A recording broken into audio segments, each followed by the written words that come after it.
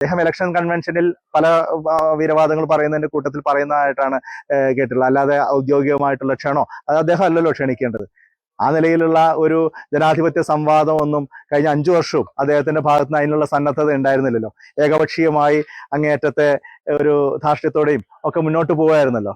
അപ്പൊ ജനങ്ങളുടെ മുമ്പിൽ ഞങ്ങൾക്ക് വെക്കാനുള്ളത് ജനങ്ങളുടെ മുമ്പിൽ വെച്ചോളാം. തെരഞ്ഞെടുപ്പ് രംഗത്ത് ഇരു മുന്നണികളും അല്ലെങ്കിൽ വ്യത്യസ്ത മുന്നണികൾ, വ്യത്യസ്ത സ്ഥാനാർത്ഥികൾ അവരുടെ വികസനപരമായിട്ടുള്ള കാര്യങ്ങൾ തന്നെയാണല്ലോ ജനങ്ങളുടെ മുമ്പിൽ വെക്കുന്നത്. ആ വികസന കാര്യങ്ങൾ കൃത്യമായിട്ട് മനസ്സിലാക്കാനും ചർച്ച ചെയ്യാനും വിവേകത്തോടു കൂടി അതിന്റെ അടിസ്ഥാനത്തിൽ തീരുമാനമെടുക്കാനും കഴിയുന്ന പ്രബുദ്ധരായിട്ടുള്ള വോട്ടർമാരാണ് തൃത്താലയിലുള്ളത്. ഇപ്പൊ ഈ പറയുന്ന ഓരോ കാര്യങ്ങൾ എടുത്തു നോക്കുമ്പോഴും, ഇപ്പം താരതമ്യത്തിന് പറയുകയാണ്, ഇപ്പൊ ഞാൻ MLA ആയിരിക്കുന്ന സമയത്ത് തൃത്താലയിൽ കോളേജ് കൊണ്ടുവന്നു എന്ന് പറഞ്ഞുകൊണ്ടൊരു ഉദ്ഘാടന പ്രഹസനം നടത്തുകയായിരുന്നില്ല.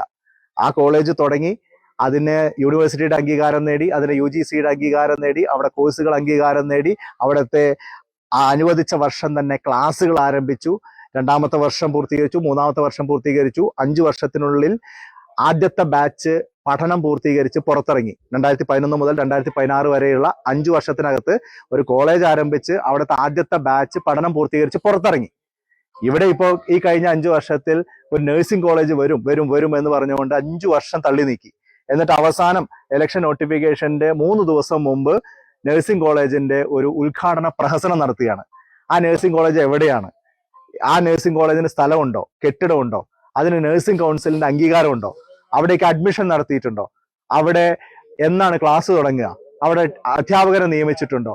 ഏത് ആശുപത്രിയുമായിട്ടാണ് അത് ടൈ അപ്പ് ചെയ്തിരിക്കുന്നത്? ഇതിനെക്കുറിച്ച് ഒന്നും വ്യക്തതയില്ല. അപ്പൊ ഇതാണ് താരതമ്യം.